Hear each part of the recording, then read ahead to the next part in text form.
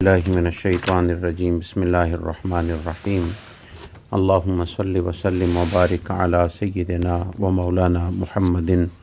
وعلی آلہ وصحبہ اجمعین الی یوم الدین اللہم لا علم لنا الا ما علمتنا انک انت العلیم الحکیم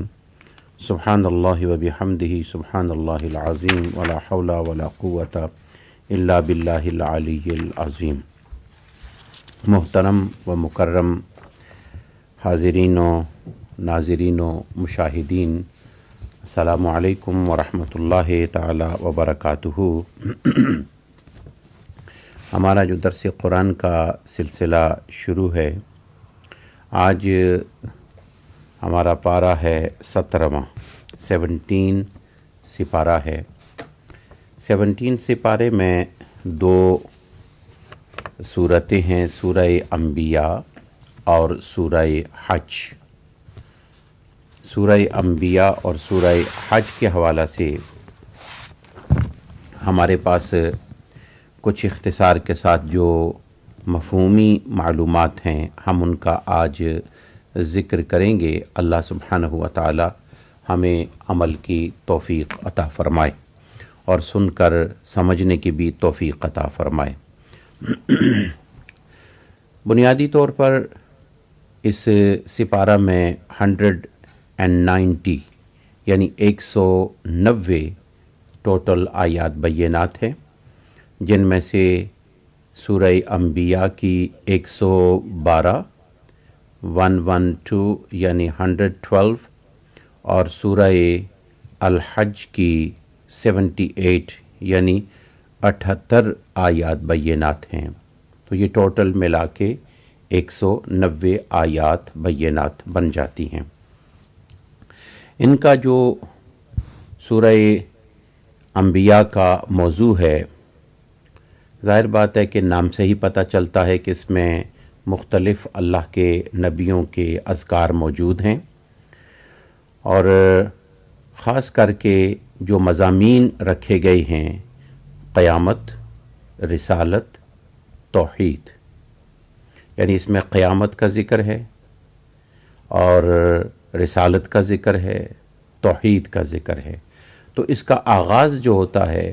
سپارے کا آغاز اقترب للناس حسابهم وهم فی غفلۃ معرضون۔ اللہ سبحانہ و تعالی اس کا آغاز فرماتے ہوئے ارشاد فرماتے ہیں، قیامت قریب ہے، حساب کا وقت قریب ہے،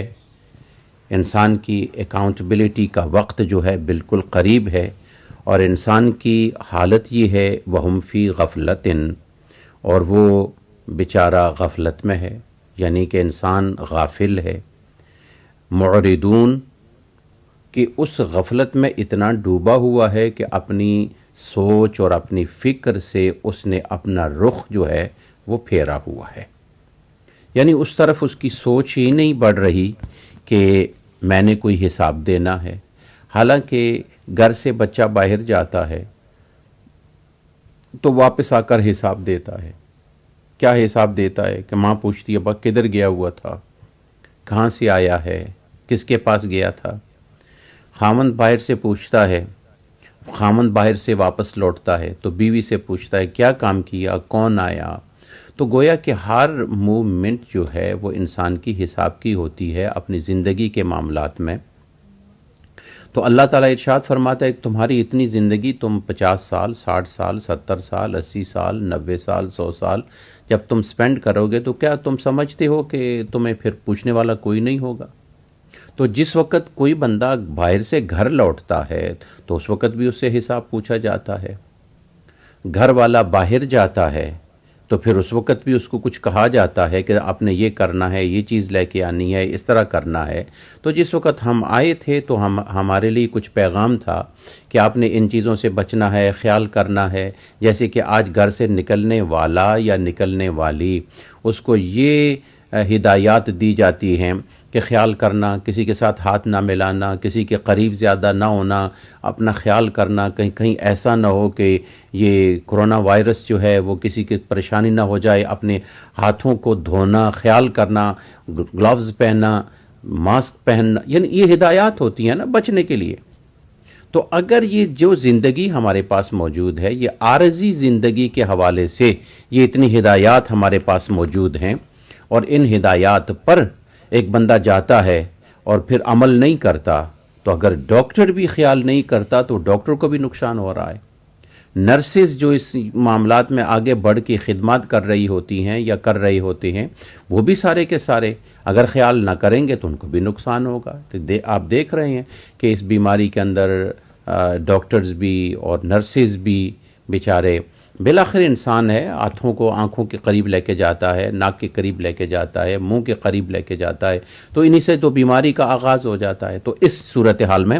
تو اللہ سبحانہ و تعالیٰ نے ہمیں جس وقت وہاں سے یہاں بھیجا تو ہمارے لیے ہدایات بھیجیں کہ آپ نے یہ نہیں کرنا، یہ نہیں کرنا، یہ نہیں کرنا، یہ نہیں کرنا. کچھ تھوڑی سی ہماری انسٹرکشنز تھیں، ہمارے معاملات تھے، اور اللہ سبحانہ و تعالیٰ نے اس کے طور پر ہمیں یہاں پہ بھیجا. اب انہی کے حوالے سے اللہ سبحانہ و تعالی ہمیں واپس جو ہے، اللہ تعالی ہمیں واپس جو ہے وہ جس کو بلائے گا تو پوچھے گا کہ یہ وقت آپ نے کہاں پہ گزارا ہے. جیسے کہ حضور اکرم صلی اللہ علیہ وآلہ وبارک وسلم کی حدیث مبارک ہے کہ اللہ تعالیٰ فرمائے گا کہ بتا تو نے یہ میں نے تجھے عمر دی تھی اس کو کہاں پہ گزارا ہے، میں نے تجھے مال دیا تھا اس کو کہاں پہ خرچ کیا ہے. خاص کر کے جوانی کی عمر کے بارے میں، یعنی کچھ سوالات ایسے ہوں گے کہ ان سوالوں کے حوالے سے یعنی بندہ خدا کی بارگاہ سے اپنے قدموں کو موو نہیں کر سکے گا کہ جس وقت تک ان چیزوں کا وہ حساب نہ دے. تو اللہ تعالیٰ کیا ارشاد فرما رہا ہے؟ اللہ تعالیٰ ارشاد فرما رہا ہے وَهُمْ فِي غَفْلَةٍ مُعْرِضُونَ، اور ایسی غفلت میں ہے کہ جیسے کہ ان کو پرواہ کوئی نہیں ہے کہ ہم نے حساب دینا ہے. تو جس وقت کہ کوئی حساب نہیں دینا، جس وقت یہ چیز سامنے آئے گی تو معرضون ہونے کے ناطے سے تو پھر ظاہر بات ہے پھر سختی تو بھگتنی پڑے گی، آزمائش تو بھگتنی پڑے گی، آزمائش تو پھر ہوگی. تو اللہ سبحانہ و تعالیٰ نے ارشاد فرمایا کہ اس چیز کا خاص خیال رکھو کہ تم آئے ہو کچھ ہدایات لے کر، کچھ تمہارے ساتھ انسٹرکشن بک بھی آئی ہے، تمہاری ہدایت کے لیے قرآن مجید آیا، بک آیا ہے، اس میں حلال اور حرام کرنے اور نہ کرنے، بچنے اور دور رہنے کہ کچھ ہدایات موجود ہیں. کچھ عبادات کا سلسلہ ہے، کچھ سوشل لائف کے حوالے سے ہے، کچھ تمہاری ذات کے بارے میں ہے، کچھ لوگوں کے بارے میں ہے، کچھ حقوق کے بارے میں ہے، انسانوں کے بارے میں، حیوانوں کے بارے میں ہے. تو لہٰذا اس حوالے سے اللہ سبحانہ و تعالیٰ ان تمام چیزوں کا ہم سے سوال فرمائے گا. تو لہٰذا حسابہم، ان سب کا حساب ہوگا، ان ساری چیز کا حساب ہوگا. اس کے بعد اللہ سبحانہ و تعالیٰ نے رسالت اور رسول اس کا ذکر کیا کہ یہ جو رسول ہوتے وما ارسلنا قبلک الا رجالا، ہم نے رسول نہیں بھیجے مگر ہم نے مردوں میں رسول بھیجے ہیں. اب یہاں سے ایک چیز نکل گئی کہ رسول ہیں لیکن سارے رسول مرد ہیں، خواتین کوئی بھی ایسی نہیں. رسولوں کی ماں ہے، نبیوں کی ماں موجود ہے، نبیوں کی بیوی موجود ہے، نبی کی بہن موجود ہے، نبی کی بیٹی موجود ہے. ان کا مقام اپنا ہے، ماں ہونے کا مقام اپنا، بیٹی کا رحمت کا سلسلہ ہونا اپنا، بہن کا مقام اپنا، بیوی کا مقام اپنا، سب کچھ ہونے کے باوجود لیکن اللہ سبحانہ و تعالیٰ نے فرمایا کہ خواتین میں ہم نے کوئی رسول نہیں بھیجا الا رجالا، مگر وہ جتنے رسول تھے وہ سارے کے سارے مردوں میں ہیں. اور پھر اس کے بعد کیا ہے کہ ہم وہ مرد نیکی کرتے کرتے کرتے کرتے رسالت کو نہیں پہنچتا. یہ نہیں ہے کہ ایک آدمی توبہ استغفار کیا اور توبہ استغفار کرتے ذکر فکر قرآن مجید کی تلاوت یا کتاب اللہ کی تلاوت یا ذکر و اذکار میں مشغول ہوتے ہوتے ہوتے اتنا پہنچ جائے کہ وہ نبوت کے مقام کو پہنچ جائے. جس طرح بندہ برائی سے اچھائی میں آتا ہے، اچھائی سے بھلائی میں جاتا ہے، بھلائی سے اور خیر میں جاتا ہے، پھر ولایت کے درجے کو پا لیتا ہے، پھر اس کو لوگ ولی کہتے ہیں، پھر اس کو لوگ قطب کہہ دیتے ہیں، ابدال کہہ دیتے ہیں، غوث کہہ دیتے ہیں، جو بھی ٹائٹلز ہیں تصوف کے اندر یا ولایت کے اندر جو بھی اللہ تعالیٰ نے ان کا سٹیٹس رکھا ہوا ہوتا ہے تو لوگوں کی زبانوں پر ان کو نام آ جاتے ہیں. لیکن کیا اسی طرح کرتے کرتے کرتے بندہ نبی بن جاتا ہے؟ جس طرح کے بعض لوگوں کے خیالات ہیں کہ بعض لوگ کہتے ہیں کہ نبی بھی ہماری طرح ہوتے ہیں، ہماری طرح کھیلتے ہیں، بس دنیا کے معاملات کے اندر وہ بھی ملوث ہی رہتے ہیں اور دنیا کے معاملات میں ان سے بھی لاپرواہیاں ہوتی رہتی ہیں، اور جس وقت کہ وہ نبوت کا اعلان اللہ ان کو سلیکٹ فرما لیتا ہے، چوز کر لیتا ہے، اور جس وقت اللہ تعالیٰ ان کو اعلان نبوت کے بارے میں حکم دے دیتا ہے، اس سے پہلے ان کو کوئی خبر نہیں ہوتی اور ان کی زندگی جو ہے وہ عام انسانوں کی طرح گزرتی ہے۔ اسی طریقے سے جو ہم جو ڈرامے، فلمیں نبیوں کے بارے میں جو غیر مسلموں نے بنائی ہوئی ہیں، وہ جس وقت ہم دیکھتے ہیں تو نبوت سے پہلے کی زندگی ان کی اور نبوت کے بعد کی زندگی ان کی، اس میں بڑا فرق ہوتا ہے۔ نبوت کی پہلی زندگی کے اندر وہ عام لوگوں کی طرح، وہ جو بھی جس طرح ایک عام بندہ لاپرواہ ہوتا ہے وہ لاپرواہیاں کر رہا ہے، اور جس وقت نبوت مل گئی تو پھر وہ بڑا پنکچول ہو گیا اور بڑا اپنے آپ کو احساس کرنے والا، روکنے والا ہو گیا۔ اللہ تعالیٰ نے فرمایا ایسا نہیں ہوتا کہ کسی کی نیکی کی وجہ سے نہیں، نبی نبی ہوتا ہے، عالم ارواح میں ہم نے ان کو نبوت کے ٹائٹل سے نوازا ہے، اس لیے نوحی الیہم، ہم ان کی طرف وحی کرتے ہیں، ہم انہیں نبی بناتے ہیں، وہ اپنے کسی عمل کی وجہ سے نبی نہیں بنتا۔ اور پھر اس کے بعد اگر تمہیں اس چیز کا علم نہیں ہے، اگر تم نہیں جانتے، تو ان نبیوں کو عام لوگوں پر تطبیق نہ دو، مطابقت نہ کرو، عام لوگوں کی طرح ان کی مشابہت نہ کرو۔ فاسألوا اہل الذکر ان کنتم لا تعلمون، اگر تم میں علم نہیں ہے اس قسم کا ان کو جاننے کے لیے تو اہل علم سے پوچھ لو، کیا نبی اور غیر نبی برابر ہوتے ہیں؟ کیا نبی اور غیر نبی کے معاملات ایک جیسے ہوتے ہیں؟ نہیں نہیں، ایسی بات نہیں۔ فاسألوا اہل الذکر ان کنتم لا تعلمون، کوئی شخص بھی اپنی تعلیمی قابلیت، اپنی ذہانت سے رسول نہیں بنتا، اپنی عبادت سے رسول نہیں بنتا، بلکہ رسول وہ ہوتا ہے کہ جو اللہ کی طرف سے چوزن ہوتے ہیں، کہ جو عالم ارواح میں ہی جن کو نبوت کا خطاب مل جاتا ہے، رسالت کا خطاب مل جاتا ہے، جس طرح کہ آپ نے پچھلے دروس میں سن لیا، وَإِذْ أَخَذَ اللَّهُ مِيثَاقَ النَّبِيِّينَ لَمَا آتَيْتُكُم مِّن كِتَابٍ وَحِكْمَةٍ ثم جاءکم رسول، یہ عالم ارواح کی بات ہے، آدم علیہ السلام کی پیدائش سے پہلے کی بات ہے۔ تو اللہ سبحانہ و تعالیٰ نے ارشاد فرمایا اگر تمہیں نہیں پتا تو فاسألوا اہل الذکر ان کنتم لا تعلمون۔ پھر اس کے بعد اللہ سبحانہ و تعالیٰ ارشاد فرماتا ہے کہ جس وقت یہ نان مسلم جو ہیں، وہ کفار جو ہیں، جس وقت یہ دیکھتے ہیں اچھا یہ رسول آیا ہے، یأکلون الطعام، یہ کھانا کھا رہا ہے،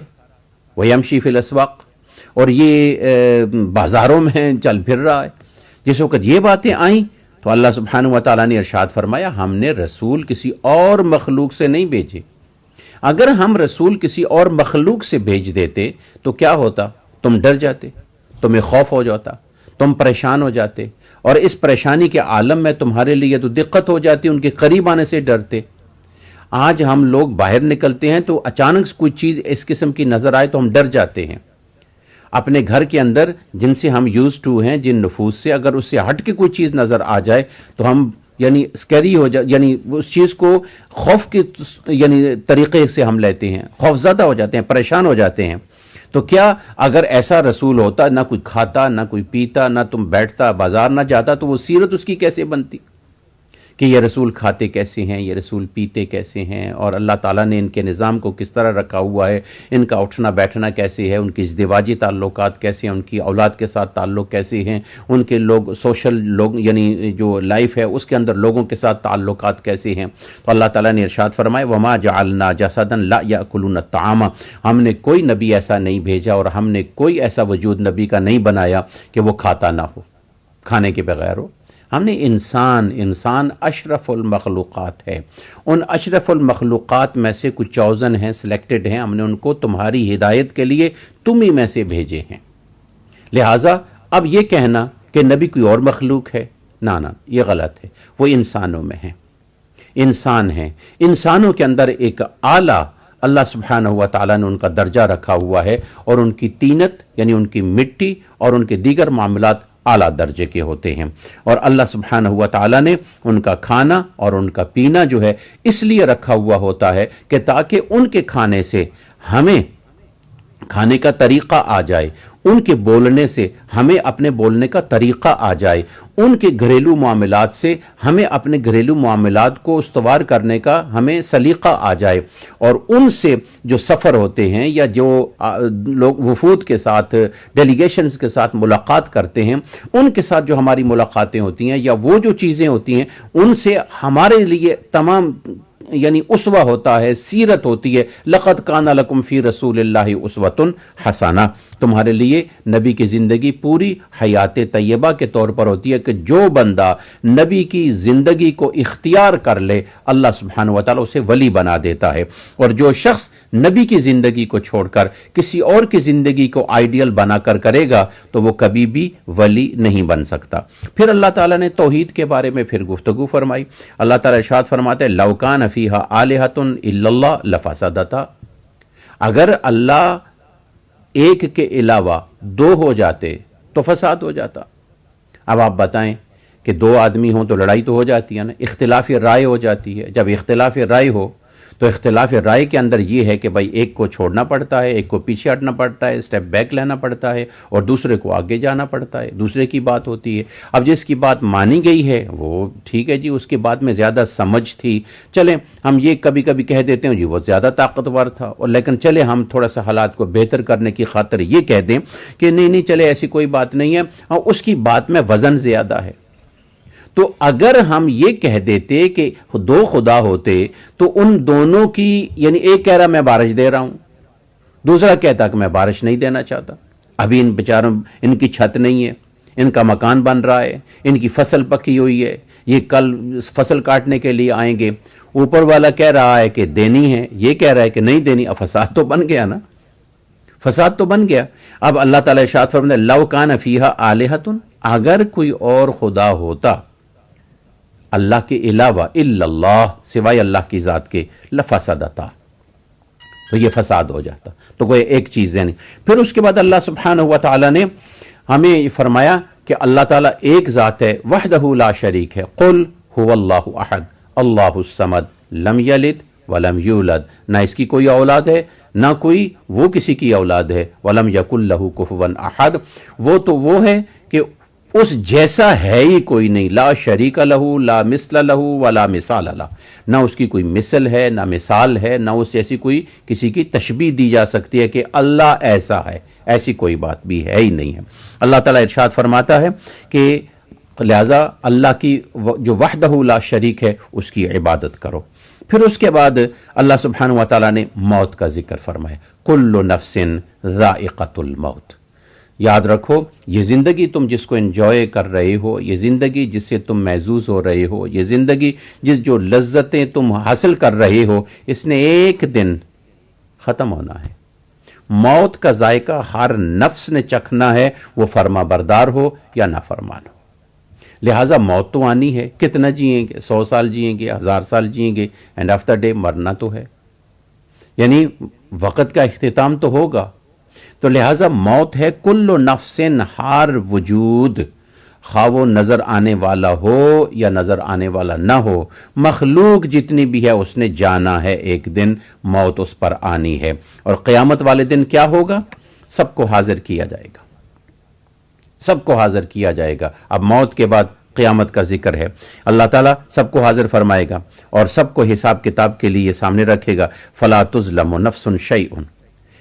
ایک وجود کا بھی، فلا تظلم نفس شیئا، کسی ایک وجود کا بھی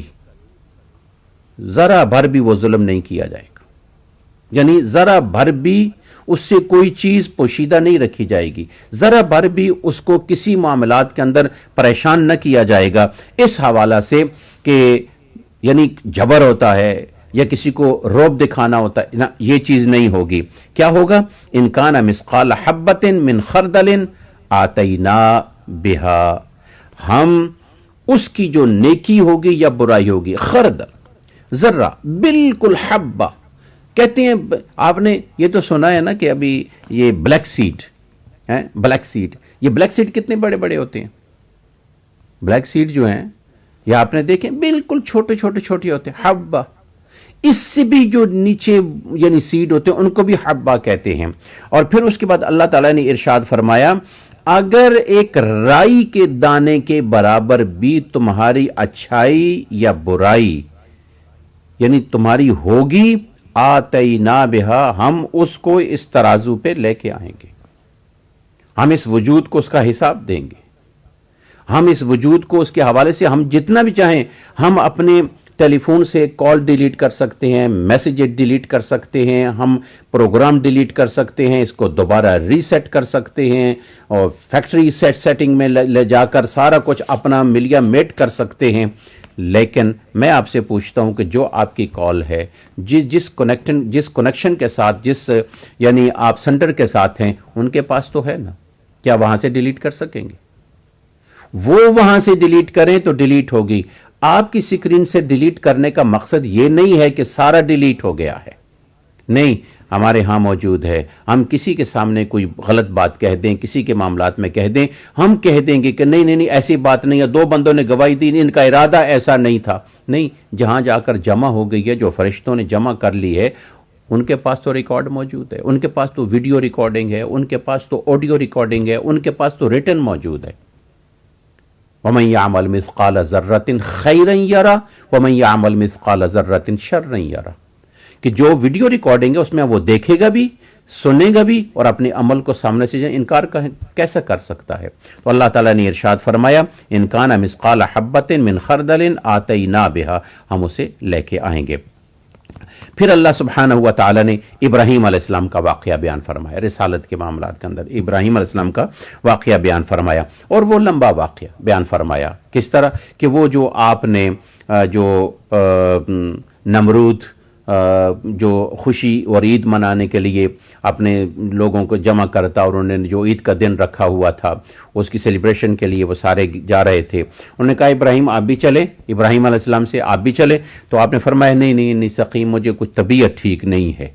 یعنی اب طبیعت ٹھیک نہیں, یہاں سے بعض لوگ کہہ دیتے ہیں ابراہیم علیہ السلام نے الیاذ باللہ جھوٹ بولا ہے یا غلط بات کہی ہے, حالانکہ وہ ٹھیک تھے. نہیں, سقیم سے مراد یہ ہے کہ تم لوگوں کے ساتھ میری طبیعت میچ ہی نہیں کر رہی.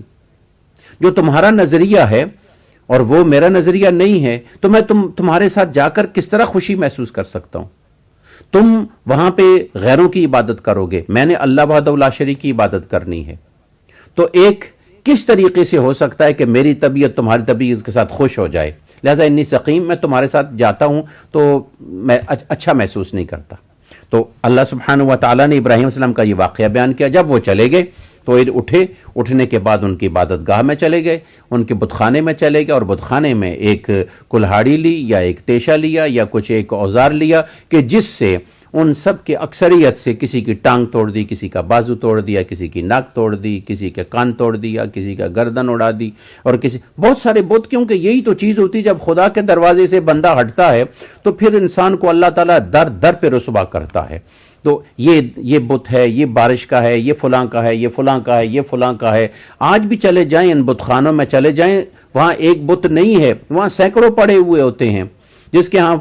بت موجود نہیں ہے تو وہ کیا وہ تصویریں لگا لیتے ہیں, اور یہ فلاں کی ہے, یہ فلاں کی ہے, یہ فلاں ماتا ہے, یہ فلاں بھگوان ہے, یہ فلاں رام ہے, یہ فلاں چیزیں. جس وقت یہ چیزیں کرنے شروع کر دیتے ہیں جو اللہ کے دروازے سے پھیلا, اللہ اس کو پھر در پہ ذلیل کرتا ہے.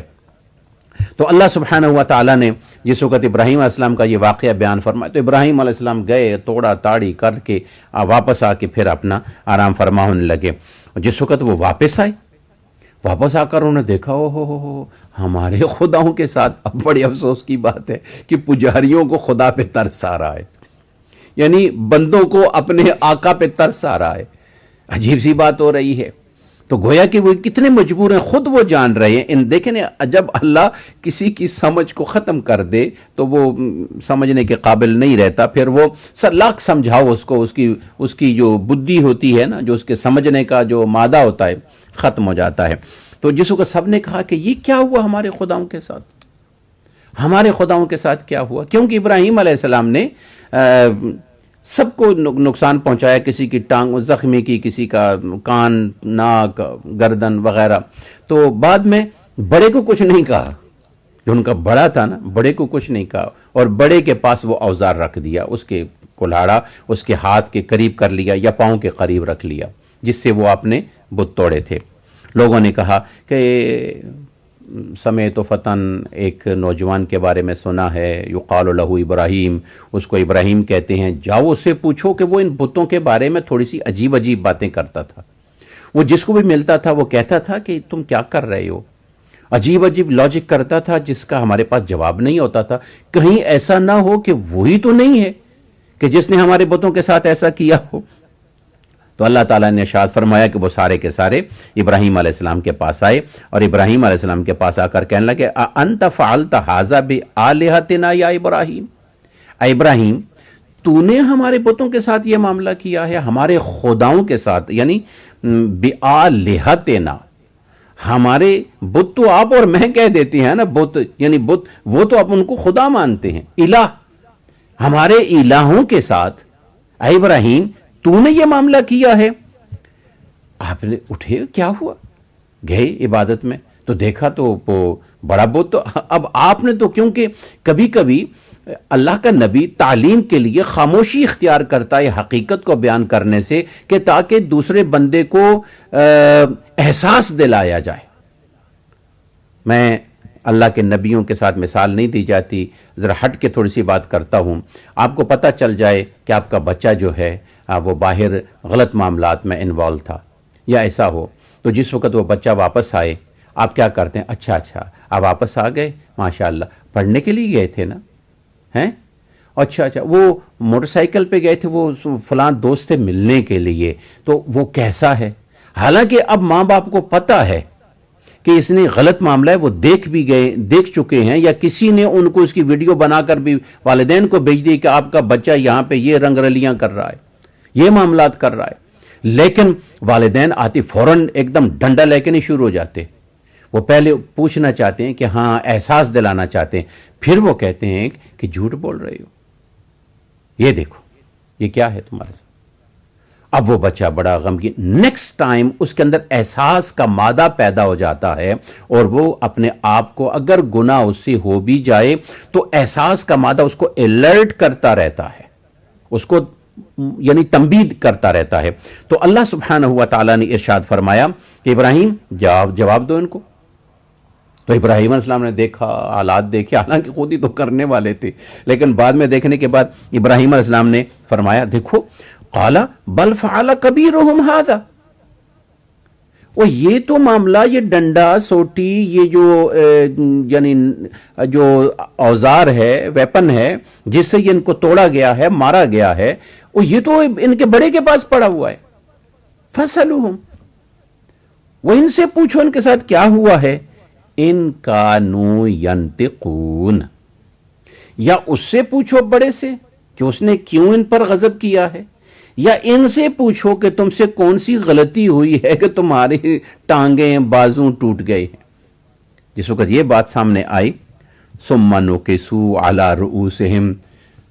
इब्राहीम अलैहिस्सलाम की ये बात सुनकर इतने शर्मिंदा हुए कि अल्लाह ताला ने उनके एक्शन को बयान किया, उनकी हालत को बयान किया। जिस तरह कि कोई आदमी शर्मिंदा हो जाए और अपना सर जो है वो नीचे कर ले तो उसका फोटो निकाल ले और फिर दूसरों को भेजे, देखो ये इसकी शर्मिंदगी की हालत ये है। अल्लाह सुब्हानहू व तआला ने फरमाया सुम्मा नुकिसू अला रुऊसिहिम, फिर वो शर्मिंदा होकर उन्होंने अपने सरों को नीचे कर लिया। फिर उसके बाद उन्होंने कहा कि जब इब्राहीम अलैहिस्सलाम फरमाया, जब तुम जानते हो कि माँ और यानी ये मामलात ऐसे हैं तो क्यों ऐसी बातें कर रहे हो, तो उन्होंने आहिस्ता से जवाब दिया, आलिमता, इब्राहीम तू तो जानता है ना, मा हाउलाए यंतिकून, ये बोलते नहीं है, ये बोल नहीं सकते। तो इब्राहीम अलैहिस्सलाम ने इरशाद फरमाया, अगर ये बोल नहीं सकते तो फिर इनसे क्या तुमने नफा लेना है, ये चल नहीं सकते तो उनसे नफा क्या मिलेगा, ये अपने आप को बचा नहीं सकते तो उनसे तुम्हें क्या नफा मिलेगा।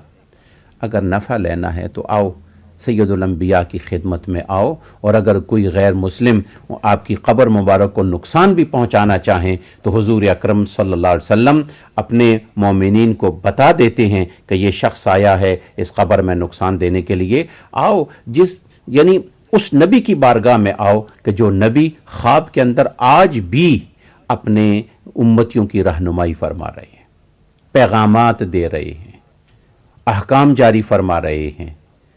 کاش ہم اپنے دل کی آنکھوں کو ذرا کھول لیں تو ہمارے لیے بڑی آسانی ہوگی۔ تو اس کے بعد جس وقت انہوں نے کہا کہ یہ معاملات ہے، انہوں نے کہا کہ یہ ابراہیم باز نہیں آئیں گے، کیونکہ یہ شیطانی یا کفر اتنا زیادہ غالب ہو جاتا ہے اور لالچ میں بندہ ہوتا ہے اور حق والوں کو نقصان پہنچانے کی کوشش کرتے ہیں۔ تو کیونکہ مال ہوتا ہے ان کے پاس، اب بھی یہ دنیا کے پاس مال ہے، دیکھ لیں اب مالدار کیا کر رہے ہیں۔ یہ ابھی تک کووڈ-19 کا کوئی فیصلہ نہیں ہو پا رہا یہ قدرتی ہے یا یہ سیلف میڈ ہے یا بنائی گئی ہے یا کیا چیز کی گئی ہے، تو اس حوالے سے پریشانیاں چل رہی ہیں۔ تو اب یہ اس کے خلاف کیا جائے، کس طرح کیا جائے؟ وہ سب جمع ہوئے، انہوں نے کہا کہ اس کے لیے ایک ہی بات ہے، خرقوہ، اس کو جلا دو، نہ رہے بانس نہ بجے بانسری، خرقوہ، جلا دو۔ سب نے کہا ٹھیک ہے، وہ ٹول لگا دیا گیا، لکڑیاں جمع کی گئیں، خرقوہ جلانے کے حوالے سے ابراہیم علیہ السلام کے لیے تیاری کی گئی۔ ابراہیم علیہ السلام جس وقت وہ اس منجنیق پر بٹھائے گئے، جس رسی کے تھرو اور جس سوئنگ کے تھرو آپ کو آگ میں پھینکنا تھا، آگ اتنی تھی کہ 3-4 میل آسمان پر اڑنے والا پرندہ دور سے اس میں جھلس کے گر جاتا، اتنی بڑی آگ کا سلسلہ کیا گیا۔ پھر اس کے بعد ابراہیم علیہ السلام کو اس آگ میں ڈال دیا گیا۔ اللہ تعالیٰ ارشاد فرماتا ہے قلنا یا نار کونی بردن و سلامن علی ابراہیم، اے ابراہیم ہم نے کہا اس آگ سے، ہم نے کہا اس آگ سے، یا نارو، او آگ، کونی بردن، ٹھنڈی ہو جا۔ اب صرف ٹھنڈی ہوتی تو ٹھنڈک بھی نقصان کا باعث ہے، تپش رک جاتی، ٹھنڈی ہو گئی لیکن وہ ٹھنڈی نقصان کا باعث ہو جاتی۔ اللہ نے فرمایا وسلامن، سلامتی والی ٹھنڈی، یعنی گلزار، ٹھنڈک بھی ہو، خوشبو بھی ہو، باغ بھی ہو، باہر کے لوگوں کو آگ دکھائی دے، اندر بیٹھنے والوں کو باغ دکھائی دے، پھول دکھائی دیں، وہ جو کوئلے ہیں وہ پھول کی شکل میں ہو جائیں، اندر بندے کو احساس ہی نہ ہو کہ وہ کیا ہو رہا ہے۔ اور ابراہیم علیہ السلام پر جب وہ آگ گل گلزار ہو گئی اور کچھ دنوں کے بعد ابراہیم علیہ السلام خاموشی کے ساتھ جب باہر نکلے تو لوگ سارے کے سارے حیران ہو گئے۔ اللہ سبحانہ و تعالیٰ نے پھر بہت سارے اور نبیوں کا ذکر کیا، سلیمان علیہ السلام کا، ایوب علیہ السلام کا، اسماعیل علیہ السلام کا، ادریس علیہ السلام کا، ذوالکفل علیہ السلام کا، یونس علیہ السلام کا، دیگر انبیاء کا ذکر کرتے ہوئے ہر نبی نے دعائیں مانگی۔ اللہ تعالیٰ ارشاد فرماتے فاستجبنا لہ ونجیناہ من الغم، جب بھی کوئی پریشانی آئی اور مشکل وقت میں ہمارے نبیوں نے ہمیں پکارا ہے تو ہم نے ان کی مدد کی ہے اور ہم نے ان کو نجات دی ہے۔ یہاں یہ سورہ انبیاء کا قصہ درس جو ہے وہ ختم ہو جاتا ہے۔ اس کے بعد سورہ حج ہے۔ سورہ حج میں حضرت ابراہیم علیہ السلام نے لوگوں کو حج کا طریقہ بتایا، لوگوں کو حج کے لیے بلایا اور حج کے فضائل اور یعنی منافع جو ہیں وہ بیان فرمائے، اور اس لیے سورت کا نام حج پڑ گیا ہے۔ قیامت کی سختی کا ذکر ہے، قیامت کی ہولناکی کا ذکر ہے، قیامت کی جو دہشت اور خوف کا وہ ذکر ہے اس کا بیان موجود ہے۔ پھر اس کے بعد انسان کی تخلیق کے مراحل ہیں۔ اس صورت کے اندر انسان کیا تھا، مٹی سے بنا، پھر اس کے بعد اس کو ایک یعنی منی جو ہے وہ قطرہ جو ہے پانی کا، اس سے جو گندا پانی جو ہے اس سے بنایا گیا، پھر وہ چینج ہوا، تو کس طرح یہ پورا نظام موجود ہے۔ پھر اس کے بعد مختلف مذاہب کا ذکر کیا گیا، مسلمان، یہودی، عیسائی، سابی، مجوسی، مشرک، ان سب کا ذکر کیا گیا۔ اور پھر اس کے ساتھ اللہ سبحانہ و تعالی نے علامات مومن بیان فرمائی کہ مومن کی علامات کیا ہیں۔ اس کے اندر خوف خدا ہوتا ہے، اس کے اندر صبر ہوتا ہے، نماز کا پابند ہوتا ہے، اور جو اللہ تعالیٰ نے غرباء اور مساکین جو مصارف ہوتے ہیں ان پر جو اس کے پاس یعنی کوئی مال دولت کوئی چیز موجود ہوتی ہے تو ان پر وہ خرچ کرتا ہے۔ اب مصارف کے حوالے سے یہ بھی ہے، علم بھی اس کا ایک مصرف ہے کہ اور علم والا علم خرچ کرتا ہے، مال والا مال خرچ کرتا ہے، اور جہاں جہاں حکم ہے ان کے لیے وہ خرچ کرتا ہے۔ تو اللہ سبحانہ و تعالی نے اس صورت میں ابراہیم علیہ السلام کو جس کعبہ شریف کی تعمیر مکمل ہو گئی، اللہ نے فرمایا وَأَذِّن فِي النَّاسِ بِالْحَجِّ، اب لوگوں کو بلاؤ، اعلان کرو، حج کے لیے لوگوں کو بلاؤ۔ جس وقت حج کے لیے لوگوں کے لیے اعلان کیا گیا تو ابراہیم علیہ السلام نے پہلے عرض کی الہ العالمین، یہ تو وادی ہے، اس کے ادھر بھی پہاڑ ہیں، ادھر بھی پہاڑ ہیں، ادھر بھی پہاڑ ہیں، ایک ہی ڈھلان ہے، اور آج بھی اگر آپ حضرات مکہ شریف میں جائیں نا تو تینوں طرف پہاڑ ہیں، اور ایک ہی ڈھلان والا ایریا ہے چھوٹا سا، جس کو جو ابراہیم علیہ السلام کے شار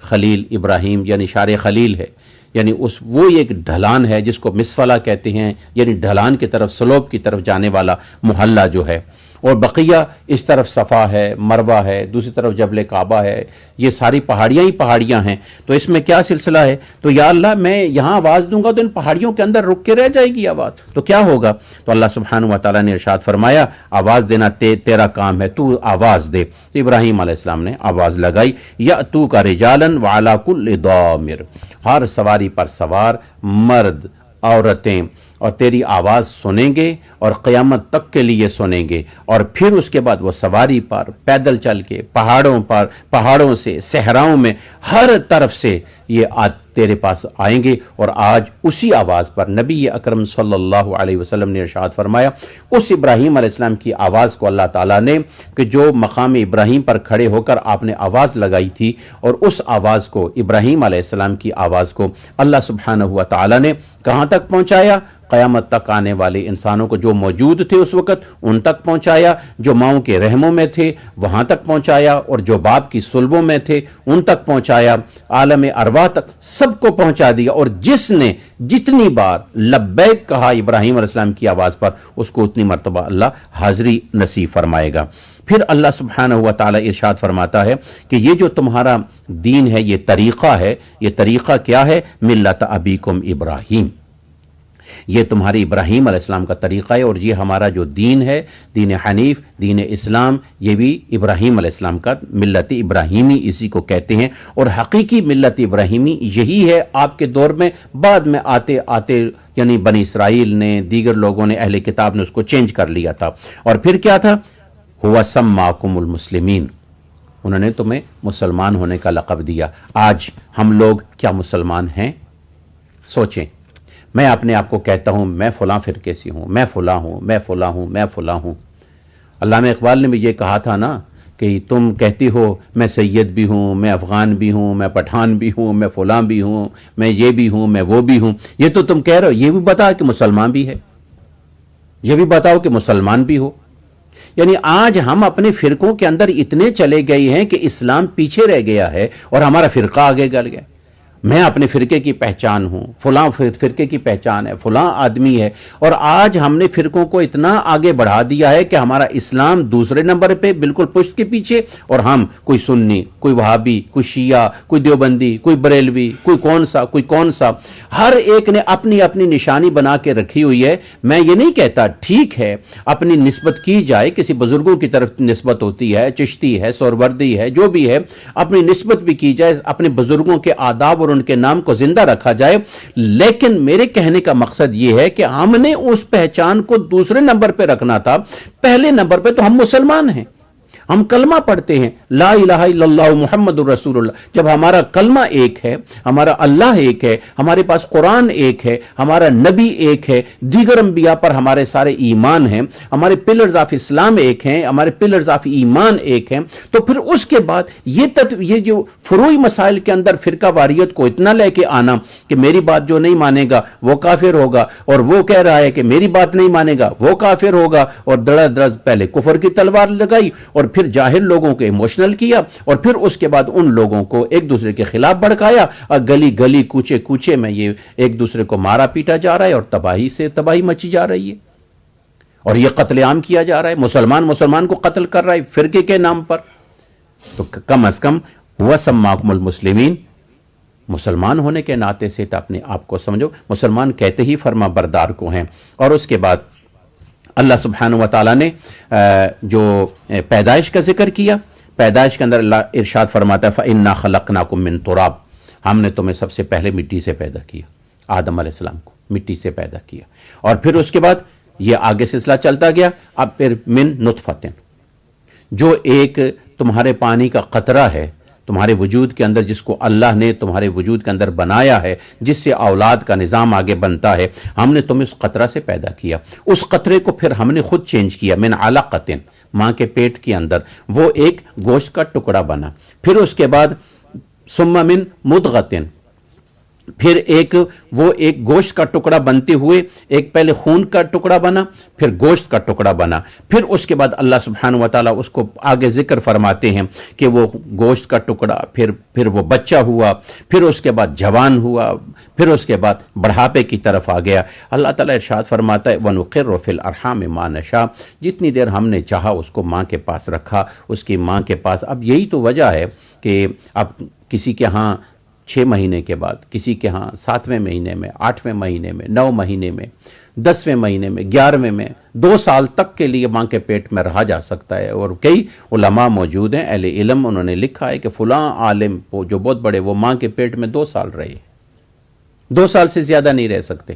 لیکن اللہ فرماتے ہیں ہم جتنا چاہیں گے رکھیں گے، الی اجل مسمى، جتنی ہم نے ان کے لیے ایک مدت رکھی ہے وہاں ٹھہرنے کے لیے۔ تو اللہ سبحانہ و تعالیٰ نے اس پیدائش کا ذکر کیا۔ یہ پیدائش کا کیوں ذکر کیا کہ تم ہو کون؟ جس وقت ہم کسی کے بارے میں کچھ کہہ دیتے ہیں نا کہ آپ جو ہیں، جس وقت وہ بندہ آگے سے ذرا تھوڑی سی تکبر، غرور اور فخر کی بات کرے تو وہ بندہ پوچھتا ہے کہ بتاؤ کہ تم ہو کون، تم کیا تھے؟ یہ سوچتے نہیں ہو کہ تم پہلے کیا تھے، اب کس نے تمہیں کہاں تک پہنچایا ہے۔ یہاں ایک مثال سمجھنے کی ہے محمود غزنوی کی، بادشاہ جو ہے محمود غزنوی کی، اس کے ساتھ ظاہر بات ہے بادشاہ ہے اور اس کے ساتھی ہیں اور اس کو ایک دوسرے کا پیغام پہنچاتے رہتے ہیں، اور انہوں نے کہا کہ حضرت پتہ نہیں ایاز نے جو آپ کا خادم خاص ہے، جو آپ کا مشیر خاص بھی ہے،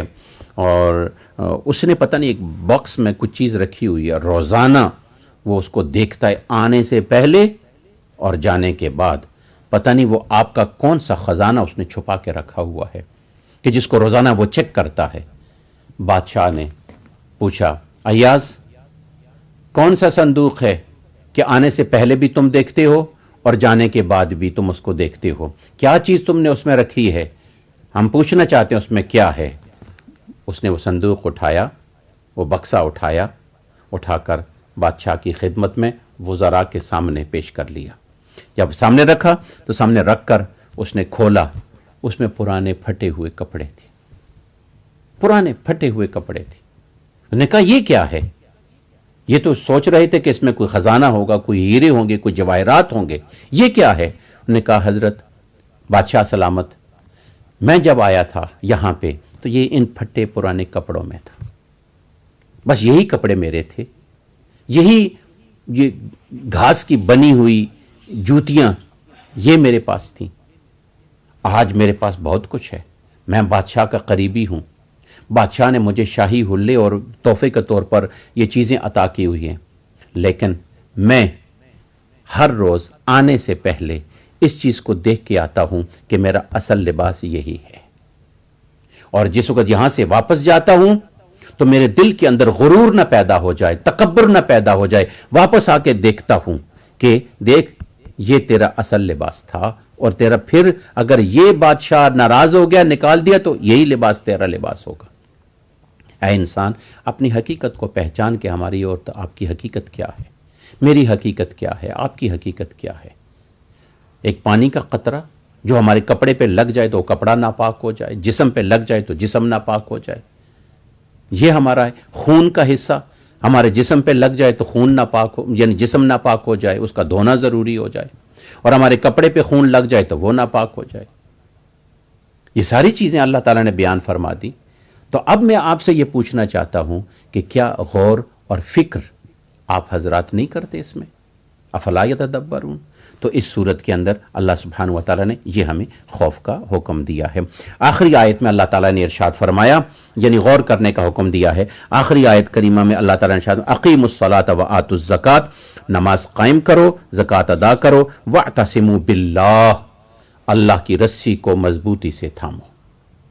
اللہ کی رسی کیا ہے؟ قرآن مجید ہے۔ اس قرآن مجید کو مضبوطی سے تھامو، یہی قرآن مجید دنیا اور آخرت، قبر، حشر میں تمہارے لیے رہنمائی کا باعث، برکت کا باعث، نور کا باعث، نجات کا باعث ہوگا۔ صرف پکڑنا نہیں، پکڑنے سے مراد یہ نہیں کہ آپ پکڑ کے جس طرح ہم اپنی بچیوں کو جو ہے نا رخصتی کے وقت، شادی کے وقت دے دیں یہ قرآن مجید لے کے برکت کے لیے، اور وہ بھی اٹھا کے لے جاتی ہے، جھولی میں رکھ دیتے ہیں، پھر اس کے بعد تاک میں رکھ دیتے ہیں، پھر اس کے بعد جس وقت کہ اللہ معاف فرمائے، جس وقت کہ وہ جنازہ نکلتا ہے تو پھر جنازے میں چارپائی کے سرہانے قرآن مجید رکھ کے دیتے ہیں۔ پوری زندگی ہم قرآن مجید کو کھولتے نہیں ہیں، قرآن مجید کو پڑھتے نہیں ہیں، قرآن مجید کو سنتے نہیں ہیں، اس پر عمل نہیں کرتے، تو پھر یہ قرآن مجید اس کی قبر کے اندر سارے کے سارے قرآن مجید بھر کے بھی رکھ دو تو اس کو کوئی فائدہ نہیں ہوتا۔ قرآن مجید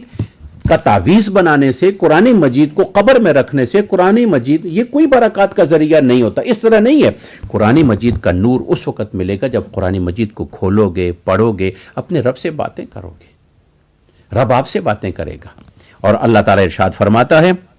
وَاعْتَصِمُوا بِاللَّهِ، اللہ کی رسی کو مضبوطی سے پکڑو، وَهُوَ مَوْلَاكُمْ، وہی تمہارا مولا ہے، وہی تمہارا آقا ہے، وہی تمہارا مددگار ہے، فنعم المولا، اس سے بڑھ کر کوئی اعلیٰ مددگار تمہارا کوئی نہیں، ونعم النصیر،